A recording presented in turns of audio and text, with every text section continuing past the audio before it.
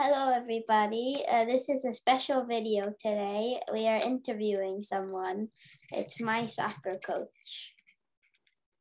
And do you want to tell a little bit about him? So good to be here with you, Dylan. Today we do have a special guest, Coach DJ Agun. Actually, we should have asked the pronunciation of your last name, DJ. But Coach DJ, as you can see, he was a professional player in England, starting with Atletico Angels FC in London from July 2003 all the way through July 2010, where he ended up on Oldham Borough FC. And then he started his coaching career in Malaysia, had a stint in the American South, came to New Jersey with the Red Bulls Academy, and now we are lucky to have him with the European Football Coaching Club and UCFC. So thanks for joining us today, DJ. Hi, Humang. Hello, Dylan. Thank you for inviting me. I'm very happy to be on Dylan's show.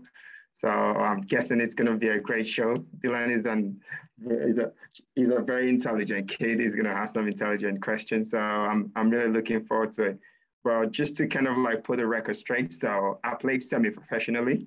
Okay. So, and I played semi-professionally in England. So I wasn't good enough to play pro. No one will know that. It looks professional to us.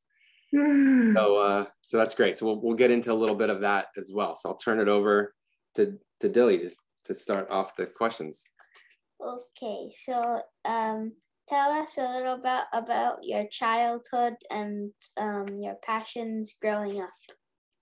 Okay, Dylan. Thanks for having me one more time, Dylan. I really appreciate it. So my childhood, so I came from a very small family. So I had two siblings, two sisters.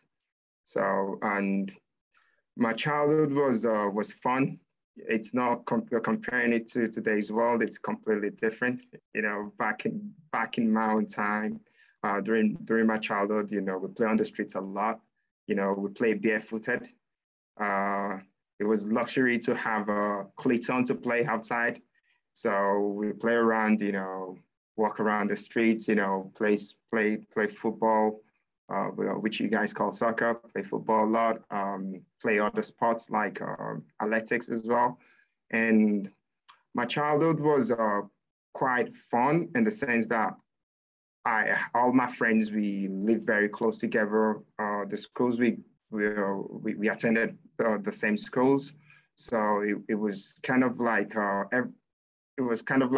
you were kind of like in a bubble, but it was a fun bubble. So but we also kind of like expanded our bubble a little bit sometimes. And but my childhood, back in Nigeria back then was very fun. Yeah.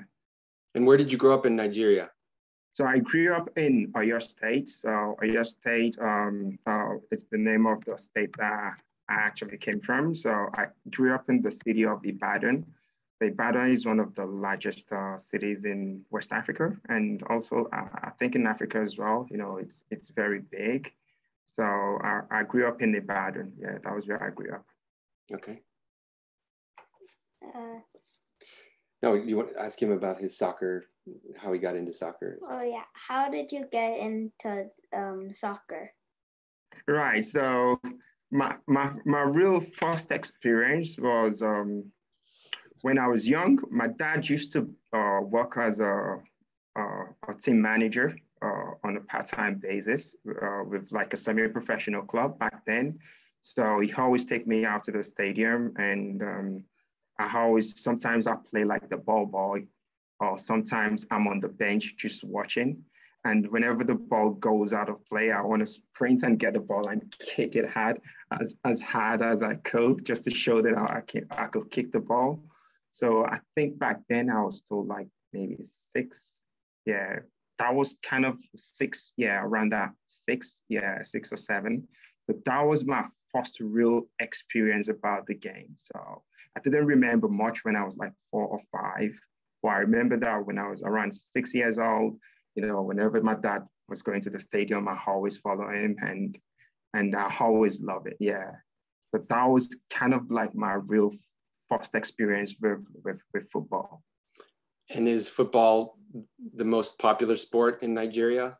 Yeah. So number one sport in Nigeria, it's football. So on the streets, people play. Up till now, people are still playing on the street.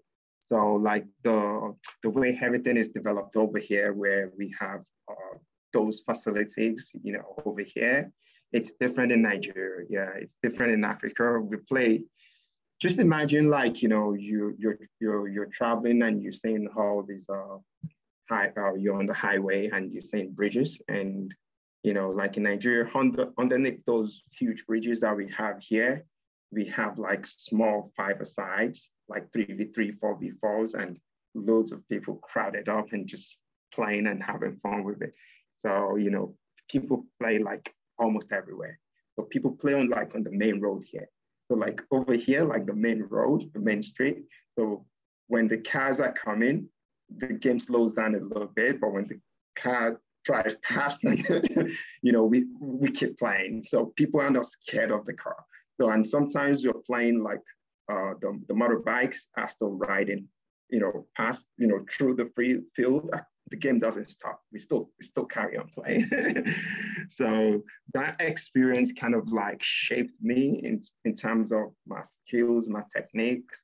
That was where I learned the game. It was just on the street before I got into a little bit of more organized soccer, like the one Dilly is playing. Yes, I played that for the first 4 or 5 years that I could remember when I started playing. Yeah. So is organized soccer is organized soccer a big part of Nigerian childhood, or is it mostly pickup soccer? It's mostly like when I was growing up, it was mostly pickup. So you probably get into organized soccer probably once you start reaching like the U10, U11. So I didn't go into organized sport until like when I was U11. So when I was U11, that was when I started playing in a proper club where we had uniforms, like we had jerseys, and we had to put on cleats. And back then, it was still a luxury putting on cleats, because most teams back then, Dilly, you want to hear this. One team is going to put on their shirt, and the other team, they're going to take off their jersey. So you'll be playing with your skin. So right. Playing with your skin. And we do that with basketball here.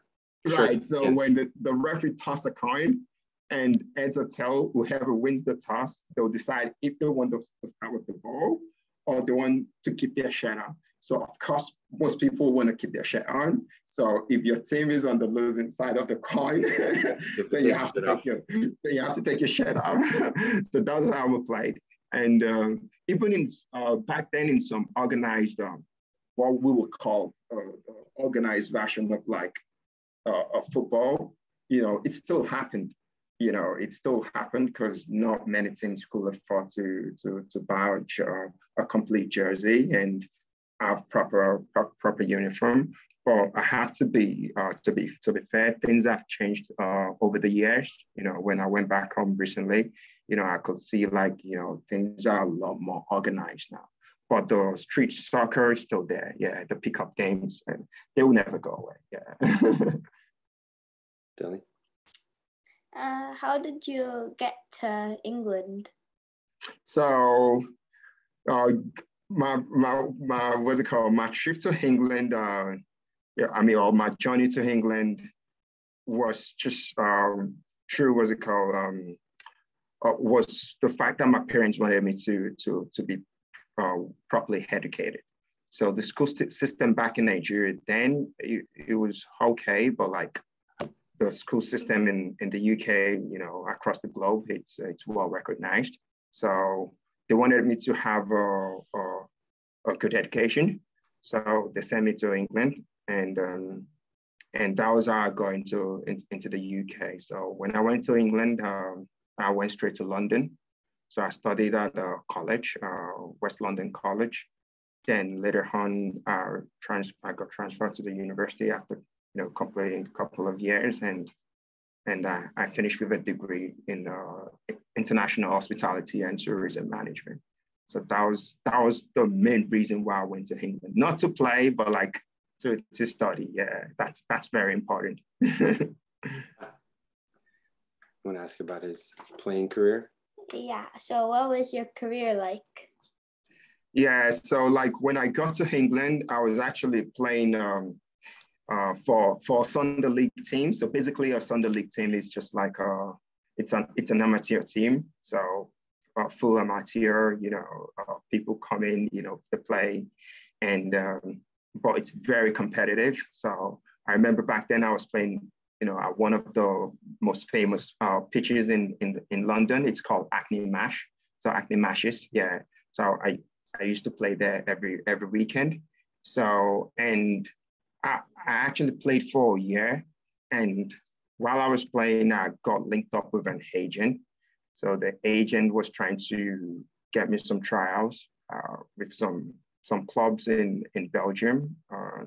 And while that was going on, I was also trying to like get a contract with like a semi-professional club back in London. So then the deal to go and play, to go and have like a tryout in Belgium kind of like got messed up. So I had to kind of like just stay back in England, and I started playing semi-professional. Yeah.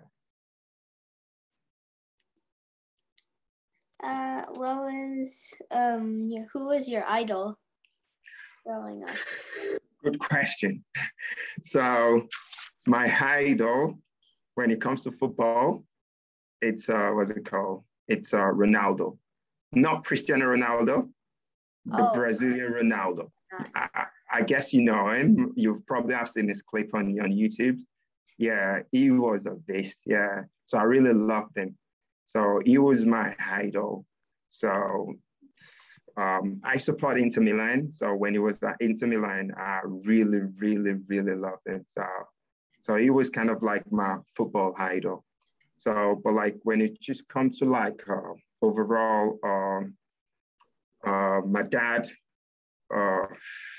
is kind of like my number one idol. So he's late now, but like still, he's still my number one outside football. Yeah, my dad and Ronaldo, the Brazilian Ronaldo. Yeah. Great. So anything else on DJ's semi-professional playing career, or should we go into his coaching career a little bit? Anything else you wanted to cover? No, let's go into coaching. Let's go into coaching. Okay, you asked the first question. What has your coaching career been like? How did you get in? How did you know you wanted to be a coach, right? Yeah, how did you know you wanted to be a coach? So that was kind of like funny. I can still recall my first training session, and if I tell you, you might not believe it. So my first training session, when I had my first training session, I was 12 years old. So I was still, what's it called? I was still playing U13. So basically I was still 12 years old back then. And whatever my coach taught us in practice, I always go home and pick up the little kids from the neighborhood and try to teach them what we did in practice. So in training. So I kind of like did it a little bit frequently, and we normally play like inter-streets games. So I'll take those little kids and we'll play the kids on the backyard or on the third street, and we'll play them, and we kind of like win, and sometimes we lost as well. And I kind of like had that fun, but I was still young. I still want to play. I still had the ambition, maybe I'll play professionally in the future. So that was where it actually came from. So not when I was old, not when I grew up and I was like, okay, I'm getting, older now, maybe I go into coaching. So I had that passion right while I was a kid. Wow. And I did it for a while. Like it wasn't just something that I did for 1 month, 2 months. I did it consistently, maybe like. And how old were the kids? Those kids back then, they were just like 8. Oh, wow. Yeah. They were just like 8. Yeah, they were like 8, 7, 8. Yeah. So, and basically I really had fun with it. And I remember one day, actually my first game I was grounded because I did something stupid at home. So my dad grounded me. So, but the luck I had was they were actually playing in front of the house. So I was staying on the balcony and I was backing instructions from there, like, hey, come on, pass to him, control the ball, shoot and go.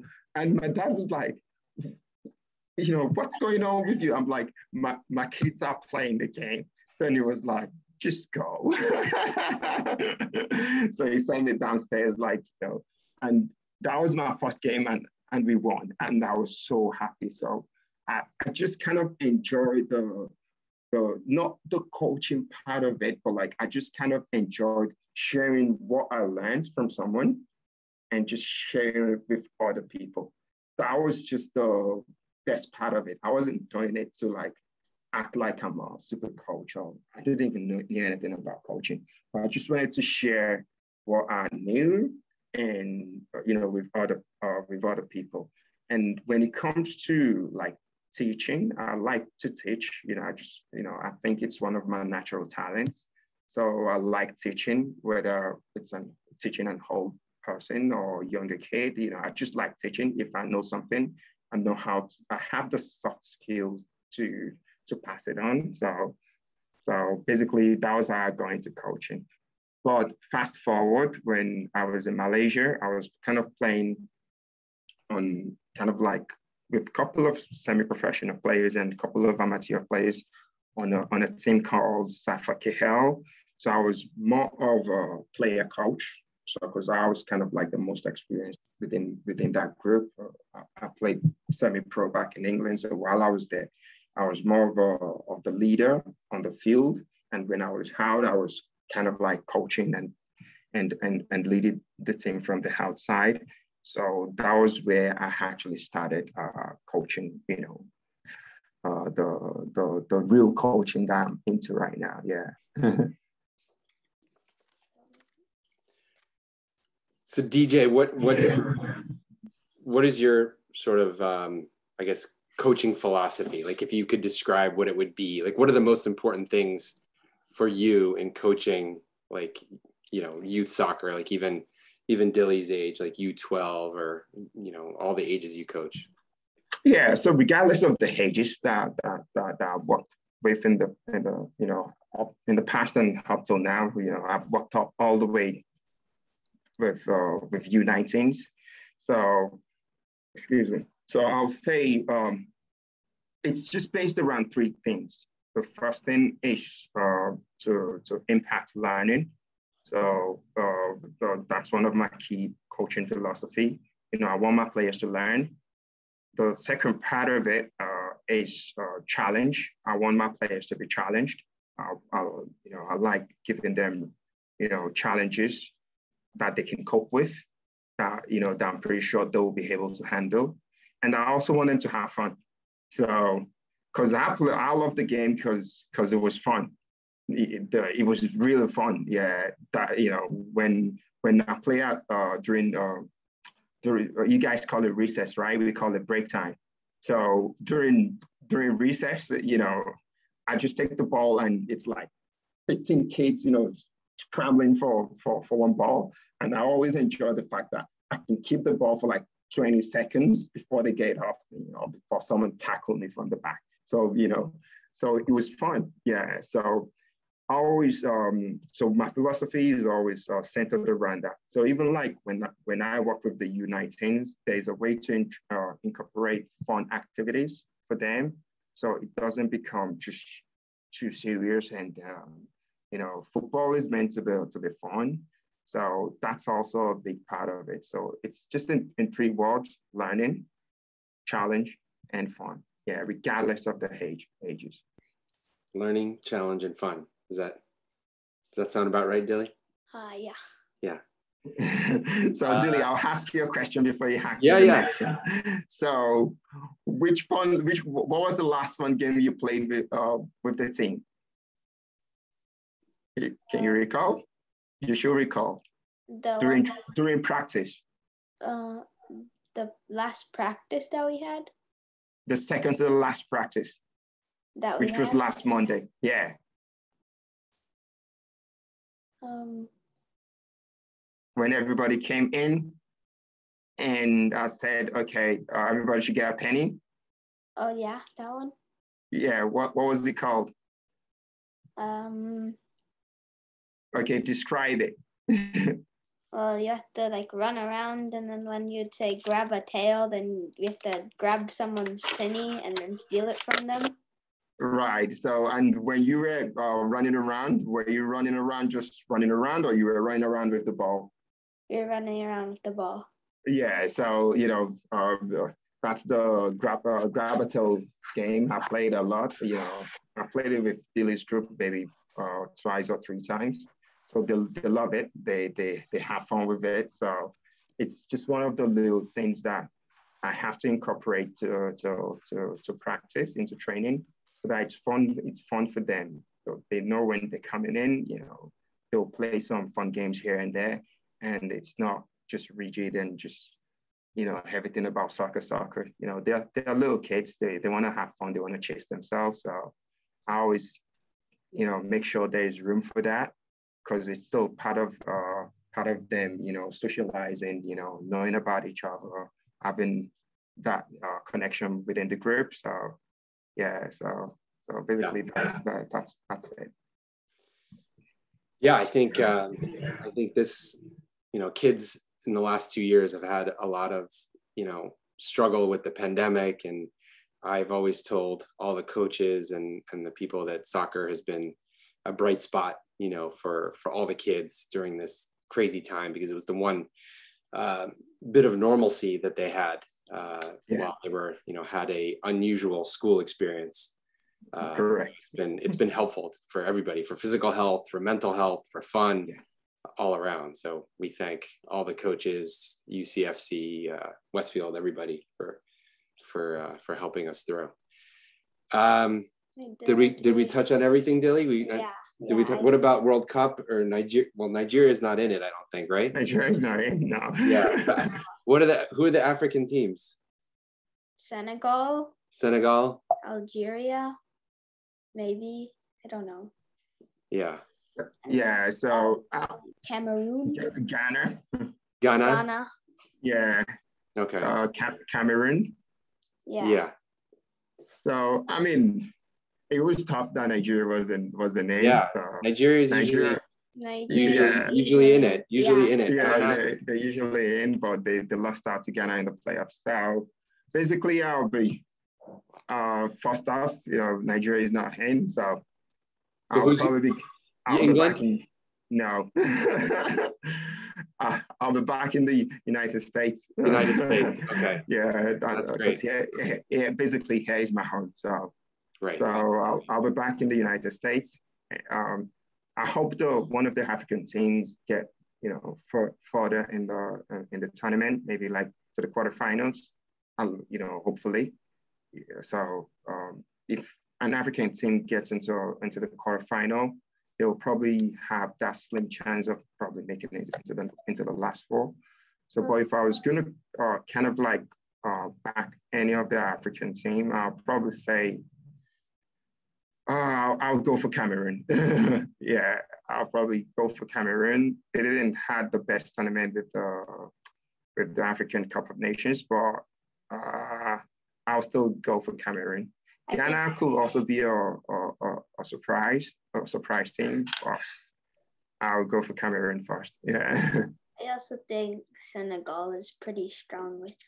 They have a very strong team as well. Yeah, another West African country that Sadio Mane, is a big star for them, big player. Mendy. Yeah, and Mendy. Yeah, so they have a couple of good players on their team as well. So they have a very good chance. Sorry? Koulibaly, yeah. So they have a pretty strong team as well. So, but I love Cameroon because of Roger Milla. So that's why I'm going for, to back them. And Ghana, they're kind of like our African neighbors. I mean, they're just next door to Nigeria. So I'll back them as well. Senegal isn't too far from us as well. So, but hopefully, the African teams do well. Who's Nigeria's rival? So I'll probably say